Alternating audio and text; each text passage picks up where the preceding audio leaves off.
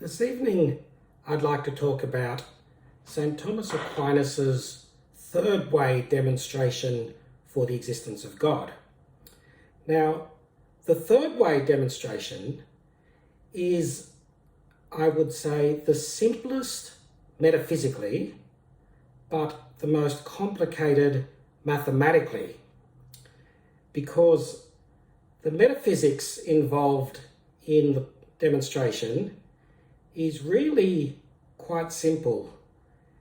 It really comes down to only God can bring something out of nothing, which is not a very difficult concept. But mathematically, there are a few concepts, and we'll go through that.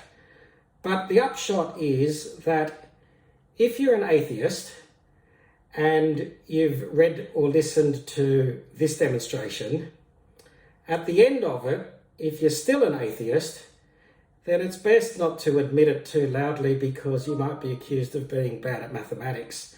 And in today's modern world, that might be worse than being an atheist. But anyway, here we go. I brought some props. Like I said, in metaphysics, you can use almost any prop. This is an ordinary die, and it's got one of 6 faces, just an ordinary die. And I am going to try and roll the number 6. So shake it up. And that's the number 4, if you can see that. Let's try again for a number 6.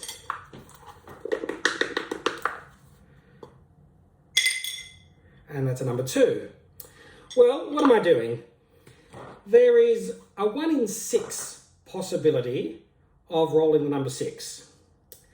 Now, if I roll a random number, I could get 6 immediately, or theoretically, it might take 1,000,000 years before I get the number 6. It's a 1 in 6 chance, and so probably you'll get it on average 1 every 6 times you roll the die. But here's the thing. If there's a finite probability of rolling the number, then if you roll it an infinite number of times, it's an absolute mathematical certainty that you will get that number. Because that's mathematics. The infinite is always going to swamp the finite. So let's make it a little bit more complicated. Suppose, let's set up a thought experiment. And you may have heard this one before, but suppose we put a keyboard inside the cage of chimpanzees at the zoo. And every now and then, a chimpanzee is going to come up and bump the keyboard, or he's going to sit in front of it and hit a key. Now, what are the chances that you wait a very long time and the keys that he hits is going to type out the play of Hamlet, Shakespeare's Hamlet? Now, if he gets the wrong key, you've got to start again. So if he hits a G, an O, and an A, that means nothing, so you start again. And eventually, if you wait long enough, will he type out the play of Hamlet? Well, there's a theoretical possibility that that could occur, no matter how remote. There's a theoretical possibility that that might occur from random chance, and therefore mathematically, if you wait an infinite amount of time, it becomes an absolute mathematical certainty. And if you can't see that, then the problem that you're having is with mathematics, not with metaphysics. So let's try and probe this a little bit more. Suppose you now say, all right, well, I don't want just the play of Hamlet. I want every Shakespearean play in alphabetical order, and I don't want a single character wrong. If that monkey hits 3 spaces after the full stop instead of 2, then you've got to start again.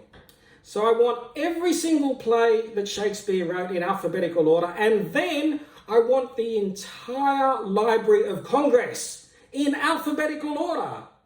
And then I want pi to 1 trillion decimal places. And then I want you to repeat the whole thing, not just once, but 1 trillion times raised to the power of 1 trillion times. Now, how long will that take? Well, it might take a very long time, but if you have an infinite amount of time, will randomly that pattern occur? And the answer mathematically is 100%, no question, yes, shouldn't even factor into consideration. The answer is if there's a finite probability that it could occur, no matter how remote. Infinity means it becomes an absolute certainty. Now, it's time for a joke because that's a little bit mind-boggling. Someone once asked a priest, you say if you're damned, you can go for all eternity. How long is eternity? And he said, well, you know, Uluru, and for those people who don't live in Australia, Uluru is a great big rock in the middle of Australia, and here's a picture of it. We visited it, we made this book. So there's a picture of Uluru. It's a great big rock. And he said every now and then, just every now and then, a butterfly comes along and lands on Uluru. And when it takes off, it takes a little bit of sand with it. So after a very long time, you get a number of butterflies that land and take off and land and take off. And after considerable time, it wears the entire rock away so that it's absolutely diminished, pulverized, whatever, reduced to rubble. And when you've waited long enough and that happens, boy, you haven't even begun. So that's an idea of how long eternity is. It's infinite. Well, now, anyway, let's get back to the proof. The proof goes like this. If there is no God, then the universe must have always been from eternity. Now, why do I say that? I've got a nice little diagram here. Here you can consider option A and option B.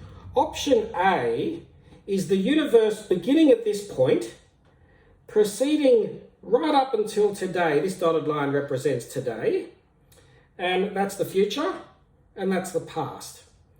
Now, if the universe began at a certain point in time such that there was nothing here, well then, and modern day scientists call this the Big Bang, but if you believe in the Big Bang, and if you mean by the Big Bang that something came out of nothing, then you are admitting the existence of a God, because only God with his omnipotence can bring something out of nothing. So option A, the universe began, and whether you call it a Big Bang or creation or whatever you want to call it, if it begins, then you have a God.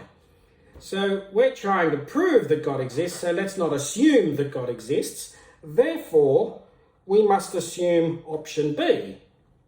Now, option B is where you have a theoretical possibility that the universe has always been. So it's gone on for an infinite amount of time. It was there from eternity, and it's going on into the future. Now, this is not a theoretical impossibility. This is actually quite logical. So I need to distinguish something that I've referred to in the earlier proofs and something that I'll refer to in this proof. This is not what we refer to as infinite regress, because this is today and this is just yesterday and yesteryear. So you're not having a situation where you have an infinite number of things acting at the same time like a building. So if you're standing on a level of a building, it has to be reliant on the first floor. That's infinite regress. But simply going back in time, well, that's not infinite regress, that's just an infinite past.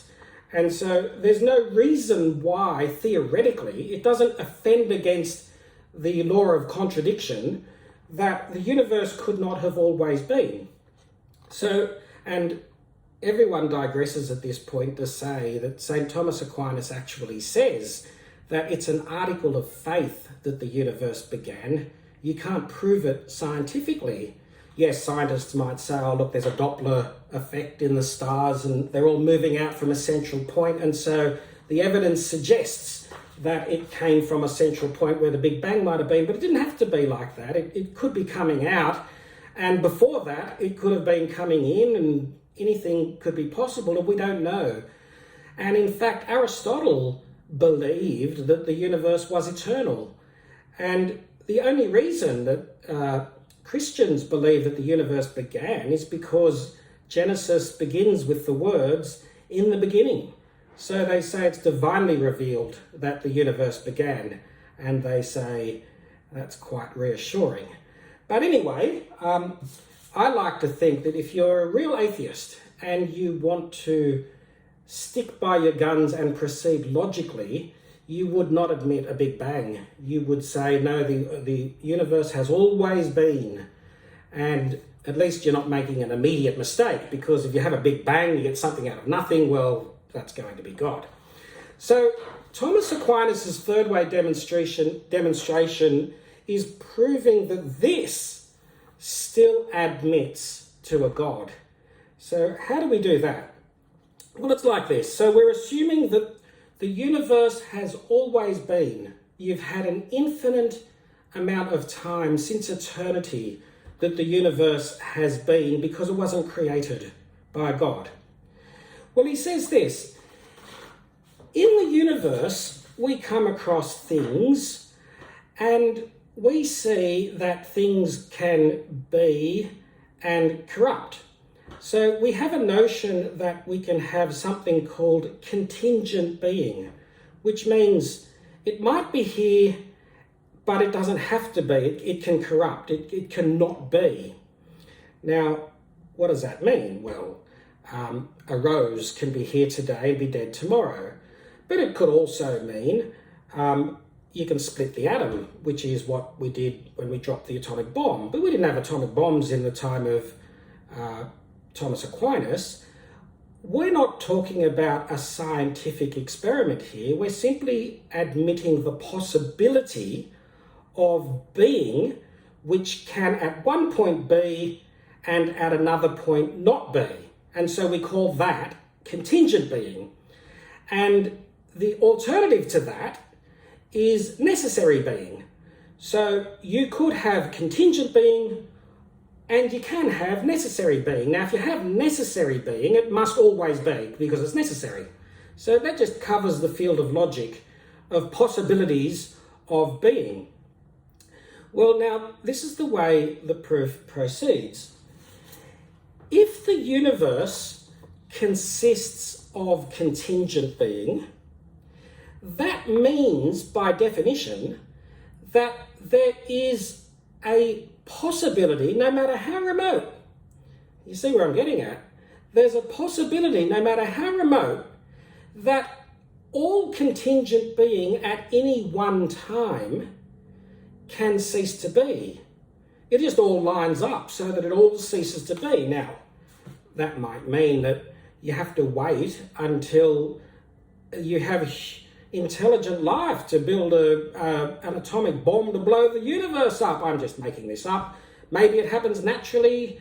Maybe it can't happen, but we'll come to that as a different possibility. But if it is contingent being, and if the universe consists of contingent being, so that's an assumption, assume the universe consists of contingent being, then by definition, there is a remote possibility, and no matter how remote, that at any one time, it all aligns and you then have no being. It all becomes no being at the same time. Now, if that happens, then you have nothing. And the only way the universe can then proceed after that is with God, because only God can bring something out of nothing. Now, just like we spoke about the chimpanzees typing out the entire Library of Congress and Hamlet and Macbeth and all the Shakespearean plays and pi to a trillion decimal places and all that many times, no matter how remote, if you have passed through an infinite time, then it is a mathematical certainty that that will come to fruition. It's beyond doubt. That's maths. If you don't accept that, then you shouldn't be trying to get a maths degree. But if there is a remote possibility and you have this thing here, infinite, that means it is an absolute mathematical certainty that that must have been. Therefore, the universe cannot entirely consist of contingent being, because if it only consists of contingent being, and you have passed through an infinite time, the universe has existed since eternity with no God, then the universe must have got itself to a state, because there's a remote possibility, and no matter how remote, that all of being became non-being at one point in time, and therefore you can't have being from non-being unless you have a God. But if we have passed through an infinite period of history, and we have the universe as we know it today, that means that something, there's an entity, there's a being, there is something. It might be a law, it might be a law of thermodynamics, it might be the law that matter is neither created nor destroyed, but whatever it is, there is something which is necessary to prevent that from happening. So we arrive at something which is a necessary being. Otherwise, we would have nothing after an eternity. Nothing, because it's a mathematical certainty that if it was only contingent being, you've been through an eternal time, then you have to have nothing unless something is stopping that. So, if you go back to the monkey, or the chimp that's typing out this, and you've waited an infinite period of time, and you haven't got the Shakespearean plays, then you can be absolutely certain that the experiment was rigged. There was a necessary being there that prevented the Shakespearean play from coming out through sheer chance. So, therefore, we can say with absolute mathematical certainty that the universe does not consist of contingent being if there is no God, because it's been, if the universe has existed, beg your pardon, if the universe has existed from time immemorial, from all of eternity, and there's contingent being, then we wouldn't have a universe right now. So, we admit the existence of a necessary being which is preventing that, and if you have a necessary being that is preventing that, then you can't have infinite regress of necessary beings. That's like a floor of a building. You've got to get to a first necessary being, because if a necessary being is itself necessary dependent on another necessary being, and that is dependent on another necessary being, you've got to arrive at a first necessary being, and that first necessary being we call God. So whichever way you look at it, either the universe was created by God, in which case you have a God, or if you don't want to admit that the universe was created by God, even co-eternal with God, you would say, well, we have a universe which exists. It must have existed from eternity because it wasn't created.